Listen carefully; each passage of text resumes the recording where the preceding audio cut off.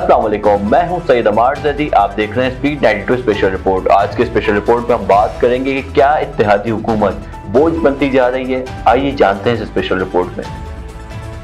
सदियों की बात है ना अशरों की, सिर्फ 4.5 साल कबल की बात है। 2018 के इंतखाबात के दौरान मुस्लिम लीग नून, JUI, ANP, Pakhtunkhwa map, BNP, MQM, Jamaat Islami और हत्ता के PSP का हक भी छीना गया। पीपल्स पार्टी को मिन्नत तरड़ने के बाद सिंध दिलवाया गया, लेकिन मुतमईन वो भी नहीं थे। इंतखाबात के बाद इन तमाम जमातों ने सिराजुल हक की दावत इस्लामी पर ऑल पार्टीज कॉन्फ्रेंस मुनक्किद की। रोना धोना हुआ, इंतखाबी अमल और नताइज को मुस्तरद किया गया, लेकिन अमलन कुछ भी ना हुआ। कुछ अरसे बाद इमरान खान और उनके सरपरस्तों ने मिलकर नून लीग की क़यादत को जेलों में डाला। मौलाना फजलुर रहमान को भी नैब से नोटिस मिलने लगे। साबदारी के बावजूद जरदारी को माफी ना मिल सकी और उनके साथ इनके हम मुशीरों को भी गिरफ्तार कर लिया गया। मीडिया पर कदगैन लगाई, अदलिया से इंसाफ मिलना मुश्किल हो गया। बस फरियाद और आवाजारी इन लोगों की किस्मत बन गई थी, जबकि दूसरी तरफ इमरान खान और उनके साथी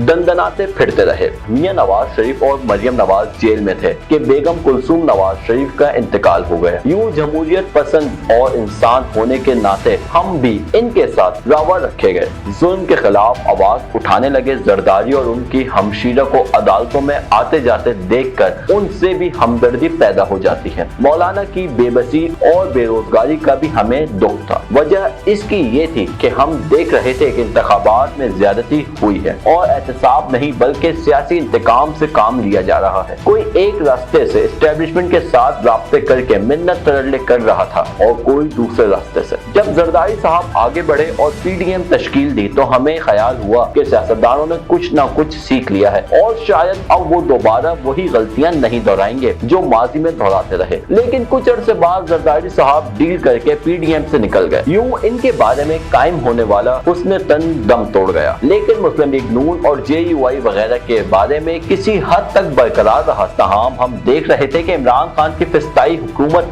का खात्मा उनके बस की बात नहीं, लेकिन ये खुशफहमी जरूर थी। अगर कभी मौका मिला तो अब के बाद वो माजी की गलतियों को नहीं दोहराएंगे। सच्ची बात यह है कि मुस्लिम लीग नून और JUI वगैरह कभी इमरान खान और उनके सरपरस्त एस्टेब्लिशमेंट का कुछ नहीं बिगाड़ सकती थी। लेकिन भला हो इमरान खान का कि इक्तदार के नशे में मुब्तला होकर इन्होंने अपने सरपरस्तों के गिरबानों पर भी हाथ डाल दिया। चुनांचे इनकी हुकूमत को गैर कानूनी बैसाखियां फराहम की गई थी, वो हटा दी गई। इनकी हुकूमत धड़म से गिर गई और मियां शहबाज शरीफ की क़यादत में इत्तेहादी हुकूमत के क़याम की राय हमवार हुई। ये एक ऐसी हुकूमत थी जिसे हम कौमी हुकूमत का नाम दे सकते हैं, क्योंकि इसमें सिवाय जमात इस्लामी और PTI के मुल्क की तमाम जमातें शामिल हैं। लोगों को उम्मीद थी कि ये कौमी हुकूमत मुल्क को बहरानों से निकालने में किसी हद तक कामयाब हो जाएगी। हम तवक्को लगाए बैठे थे कि इतनी मार पड़ने के बाद नून लीग, पीपल्स पार्टी और JUI वगैरह ने इब्रत पकड़ ली होगी और अब की बार माजी की गलतियों को नहीं दोहराया जाएगा। लेकिन अब बसा आरज़ू खाकशुदा। ये तीनों जमातें इक्तदार पर ऐसे टूट पड़ी